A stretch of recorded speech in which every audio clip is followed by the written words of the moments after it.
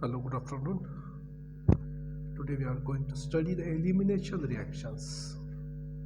Elimination reactions are of three different types. One is the E1 elimination reaction, E2 elimination reactions, and even CV mechanism reactions also there.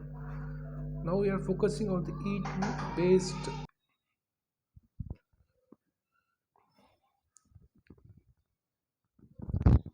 dihydrohalonation is a reactions in which one of the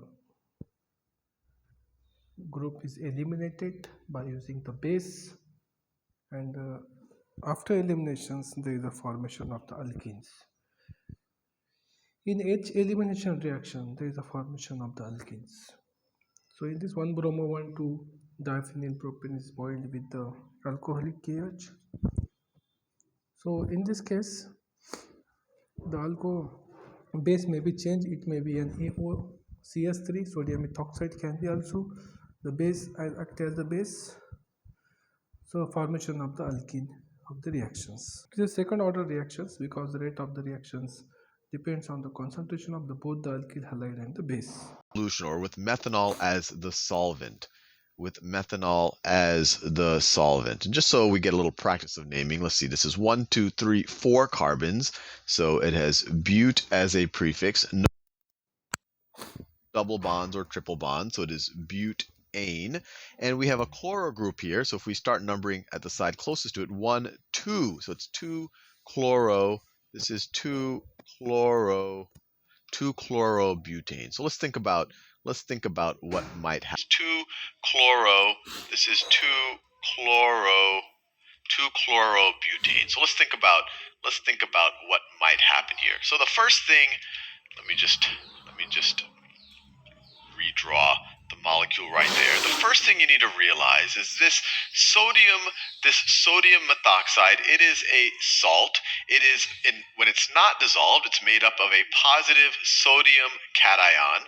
Let me draw them right here. A positive sodium cation, and a negative methoxide anion. So let me draw the methoxide part right here. So a negative methoxide anion. And then it has, so normally we would have just 2 pairs, but now we have 3 pairs here. The oxygen has an extra electron.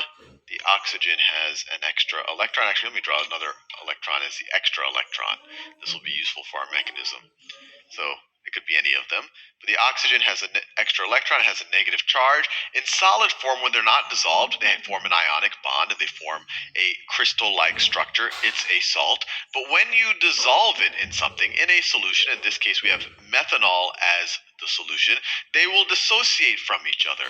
And what you have right here is this methoxide right here. This is a very, very, very strong base. So this right here is a strong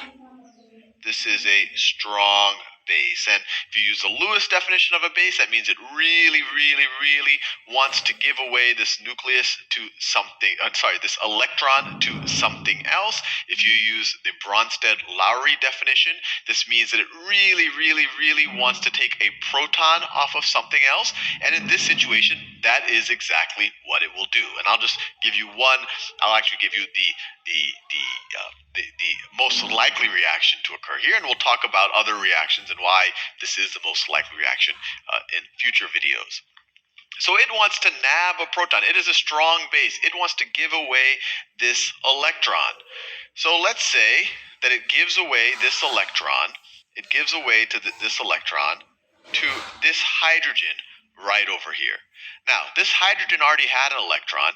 If it's getting an electron from the methoxide anion, the methoxide base, then it can give away its electron to the rest of the molecule.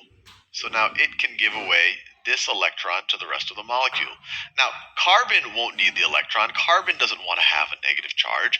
Maybe simultaneously that electron goes to that carbon right over there. But once again, this carbon doesn't want it. It only has 4 bonds.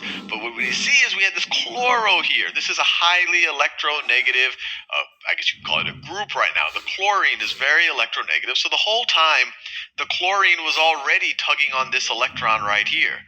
So now all of a sudden, this is all happening simultaneously. When an electron becomes available to this carbon, then now this carbon doesn't need this electron anymore. The chlorine already wanted it, so now the chlorine can take the electron. And just like that, in exactly one step, let's think about what happened. If all of this whole chain reaction, and I shouldn't call it a chain reaction, this simultaneous reaction occurred, what are we left with? So let me redraw my 2-chlorobutane, but I'm going to have to change it now. So now the chlorine, this has disappeared. So let me clear it. That's disappeared. The chlorine has now left. It has now left. This chlorine is now up here. It is left. It had this electron right over there, which is right over there. And then the electron it was paired with that it was forming a bond is now also on the chlorine. So now it becomes a chloride anion. So now it is a chloride anion. If I want to draw the rest of, let me draw the rest of the valence electrons. 1, 2, 3, 4, 5, 6, and it had the 7th one right here. 1, 2, 3, 4, 5, 6, 7, 8 now. So it now has a negative charge. Now this electron up here, let me clear this part out as well. So let me clear that out as well. Now, this electron right here, this magenta electron, this is now given to this carbon. So let me draw it here. So that magenta electron is now given to that carbon. And if we look at the other end, the one that was paired with, it was bonded with, it still is bonded with it. So that green electron is now still on that carbon, and now they are bonded. And now they're forming a double bond. So now they are forming a double bond. This all of a sudden has become an alkene. And now the methoxide took the hydrogen. So let me redraw the methoxide. So OCH3. The oxygen had 1, 2, 3, 4, 5. It had 6. Well, actually, it had 8 valence Actually, it had 7 valence electrons, one with the carbon, and then all of these 6 unpaired ones. Neutral oxygen has 6, but now it gave one of them away to a hydrogen. It gave that green electron over there to the hydrogen. Let me do it. I'll make this hydrogen the same color. To this hydrogen.